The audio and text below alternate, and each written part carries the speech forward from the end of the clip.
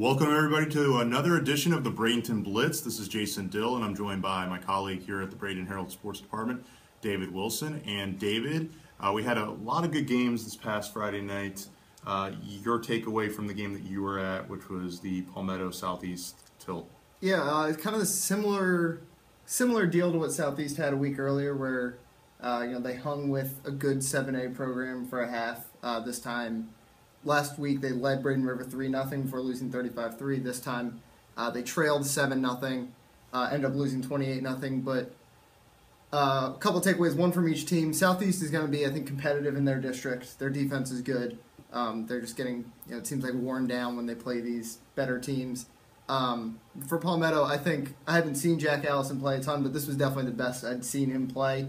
He played last year on an Achilles injury. You can just tell he's moving a lot better. He's actually run for touchdowns in back-to-back weeks. But he led a drive late in the first half. They went about 75 yards. Ended up getting picked off on the goal line on a pass that got broken up, tipped around. But it was an impressive drive, and I thought Palmetto won 28-0, which is a pretty good win. It could have been bigger. Okay, and I was at an interesting game too. IMG Cocoa. Well, I guess what was your takeaway from that? Well, you have two nationally ranked programs. You have in USA Today's Super 25 poll. I think my biggest takeaway is that the national poll, it kind of makes a mockery of it when you have a team that's ranked 12th in the nation and they get pummeled 49-7 by 49-7 by IMG Academy, which is ranked number 17th in the country. So, I mean, to see a team like that happen. But my biggest takeaway of the game was Cocoa showing up with 29 players. They're a Class 4A program. They'd only been beaten by Booker T. Washington out of Miami, a perennial state title contending team. That's the only in-state opponent that had beaten Cocoa in the last 4 years.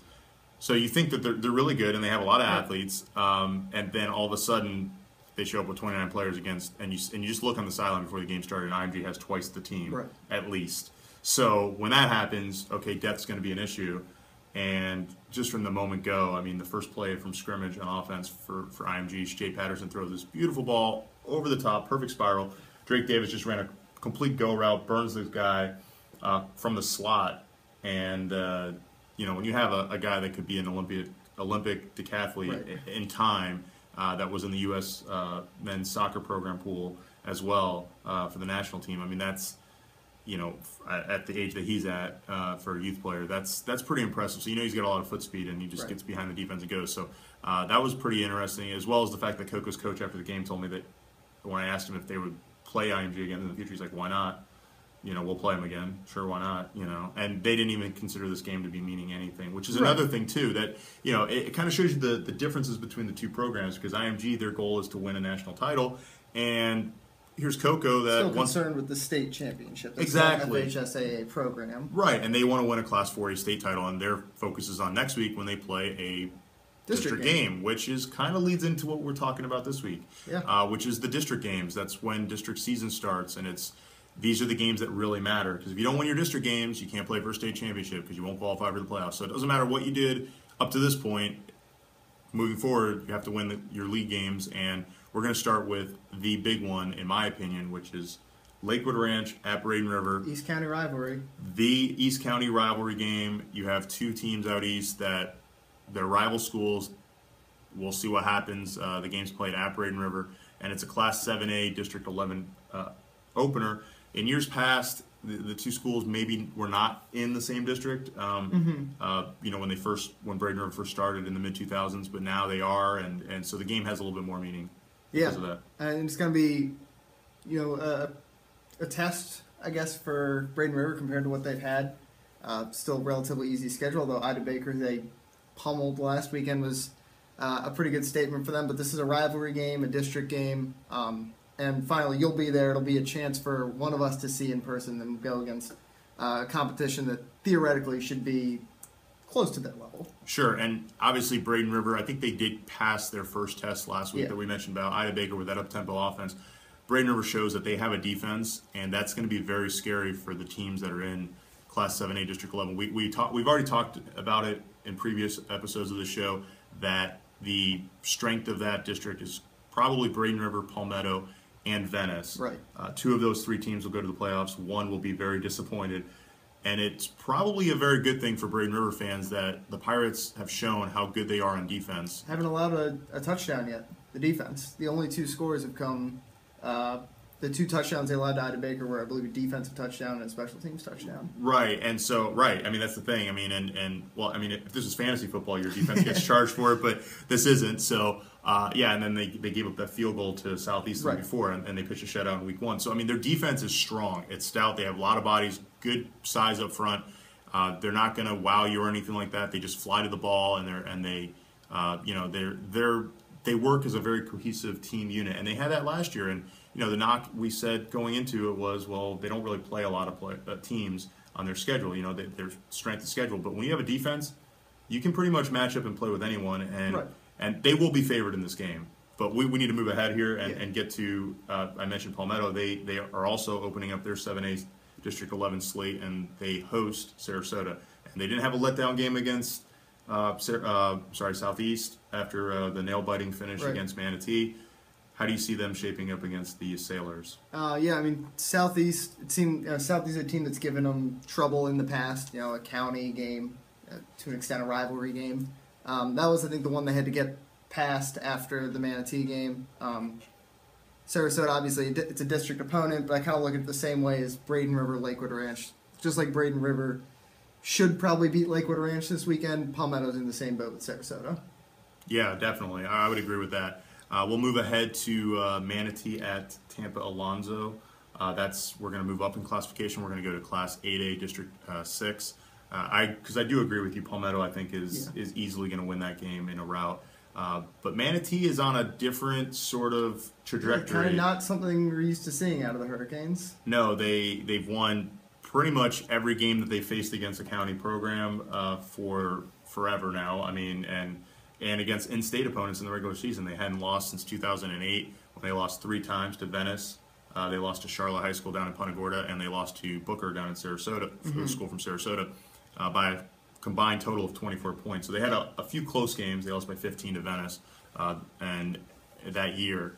But, they hadn't lost in so many games. I mean, it was 56 straight that they had won against in-state opponents in the regular season. And then last week, they played against the Tallahassee Lincoln team that, a lot of people would look at and go, oh, well, they hadn't won a game. But if you looked at who they played... Yeah, they're still one of the better teams in their class. They played a very difficult team out of Georgia, and they played another difficult team out of in Niceville out of Florida. So another strong program. So, I mean, it's when you have those type of opponents early in the season, despite looking at the record and going 0-2, okay, this is a team that can still kind of probably play. And they did, and they came back. And what does it really say about the defense, though, for Manatee? Because they had a huge lead in that game, and to just watch it go all the way away when you're up 21-3 and you lose 24-21. They were playing without Quanzi Jackson, whose status is sort of a mystery at this point. So obviously it's going to be an adjustment losing a guy who was one of the best pass rushers in the entire country last year. But again, turnovers hurt him again. AJ Colagiovanni had a fumble and an interception.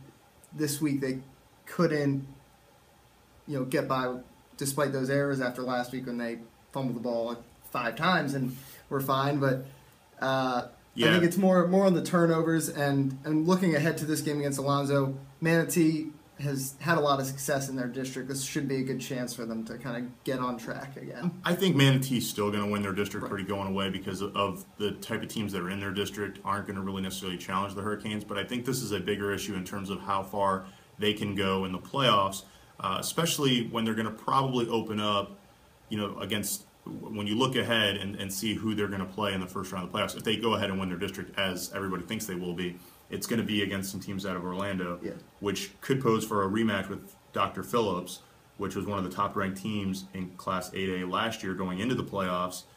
And Manatee squeaked out on a Nick Null game-winning field goal. They squeaked out a Region 2 Region 2 final victory last year to get to the state semifinals, which they lost to Apopka. But the Hurricanes, you don't really want to leave it to your kicker to win your game every time you're out there. And it seems like that's been the trend so far. I mean, they got pummeled against Hoover, which is understandable to an extent. Right. I mean, that's a great program, but that's the thing. You're going to be playing great teams in the playoffs in Florida. And, so maybe it's not the defense so much, but the offense needs to figure it out real quick. And you got to secure the ball. If you don't secure the ball, been their issue. you can live so long on turning the ball over and getting victories. But if you're constantly doing that, it's just bad news. Not a good way to work. So let's drop it down a little bit to the 5A programs. We have Southeast at Bayshore, an all-county program. This is probably going to be the game that for both teams they have to win. It's a must-win for both. If they don't, you're going to be on the back foot. All these games anyway. If you lose a district game early on, it's going to be very tough to get back in the district race. But especially for these two teams, with the other teams that are in their district, Booker theoretically is probably the favorite to win that district.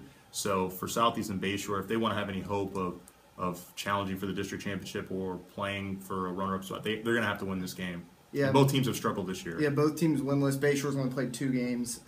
Southeast, as we mentioned earlier, has been competitive at least for a half. And I said I think they're going to be competitive in this district because of their defense. Again, we haven't really had a chance to see Bayshore much. 2 blowout losses to 7A programs. It's a tough way to start, including one to Braden River, which looks really good right now. But yeah, this is the one that for both of them to win and get some momentum going, get a 1-0 start in district. I think they're the only 2 winless teams in that district right now. This is an important one for both. Oh, absolutely. And I think, how do you feel? For the Bruins, coming off a bye week, that should probably help. Yeah, exactly. Having that extra week off. Do you feel that Bayshore is probably going to be a little bit more prepared than, say, if they were coming off, yeah, they had 2 blowout losses, but if they had played last week and got shelled again, right. It's probably better for them that they had that week off to kind of collect themselves. It can't hurt, essentially. No, it cannot. I kind of feel like in this game, this is a chance for Southeast to kind of show that despite the slow start, they have a lot of talent that they can compete in Class 5A District 11. Yeah, definitely. We saw Kevin Johnson has been good for them at running back, and now he's playing a lot of quarterback for them, and been a pretty good passing option actually. And their defense has been good. I think they just get worn down against these teams that have a lot more depth. Sure, definitely. And we have one final district to talk about today, and that is Class 2A District 5. Coming into this week, we have Out of Door Academy and Bradenton Christian. Yep. ODA is on the road and BCS is at home, and they both happen to be playing against teams in their district that arguably are the favorites to be first and second in that district, which are the 2 playoff berths at stake. ODA is at Cambridge Christian in Tampa, while Carrollwood Day, where John Gruden's son used to be the quarterback, former Tampa Bay Bucks coach, and that's Carrollwood Day. They're coming down to BCS, and I think it's, for ODA, this is still a huge season of just rebuilding. When you have a new coach that comes in, implementing new things, they were still kind of in that mold where they're starting to get, another year type of thing. They were a couple years away last year, and they still seem to be kind of trying to find their footing. Both teams are coming off a win, though. BCS, an overtime victory, which is always exciting for the players. Do you feel like that's going to be a letdown of some sort, an emotional type letdown where you can, you have a district game coming up and you could get fired up for it, but you could also kind of see where it's, okay, we came off this game where you play so close and then it's easy to kind of just drop your focus a little bit. Well, I think the fact that both of these teams are playing what should be the best 2 teams in that district will kind of help avoid that. They know that, I'm sure these are 2 games that the coaches at the beginning of the season looked at and said, this is going to be kind of our opportunity to show, how good we can be. ODA, it's going to be tough going on the road, I think. And Bradenton Christian against Carrollwood will be tough also, but these are both chances for them to maybe not necessarily get a win. Obviously, they're hoping to get a win, and they could get a win, but it's a good chance to see where you stack up with the top teams in that class. Yeah, Bradenton Christian's never made the playoffs in their history, and a win here would be huge to get on that path. If they were to pull off a win against Carrollwood Day this week, then you could I would almost pencil them in as, even though it's only 1 game, you would kind of figure that they would probably be a lot closer to getting that first playoff berth for the program. It would probably be the biggest win in the program's history, also. Yeah, easily. They haven't, like I said, they haven't gotten to the playoffs yet. So to get one over a team like that would would be monumental for the program. Kind of turn the corner a little bit and get the kids to believe, hey, we actually have a chance to do something special here this year. That being said, I don't expect either team to get a victory this week. I feel that ODA and BCS are kind of up against it against Cambridge and Carrollwood Day. What's I guess overall though thought? What's the biggest thing that you're looking forward to from Friday night's games? We talked a lot about the Braden River Lakewood Ranch game. I think it's because their toughest test was at Ida Baker in Cape Coral, where none of us were there, able to see it in person. I think this is a good chance for people in the area to get a look at how good this Braden River team actually can be. Definitely. And so we just want to remind you guys out there that if you have an iPhone or if you have an Android phone, you can go to the App Store for the specific phone you can go to the App Store for if you have an iPhone, or you can go to the Google Play Store if you have an Android phone, and download the Bradenton Herald's high school sports app. It's called Varsity 24/7. It's Varsity 24/7. You can get it at the App Store for iPhone users, and Android users, you can go to the Google Play Store. So download it. You can get all the latest news from the high school sports scene, all your favorite stuff about football, and even the other sports that like volleyball that's going on right now, golf, what have you.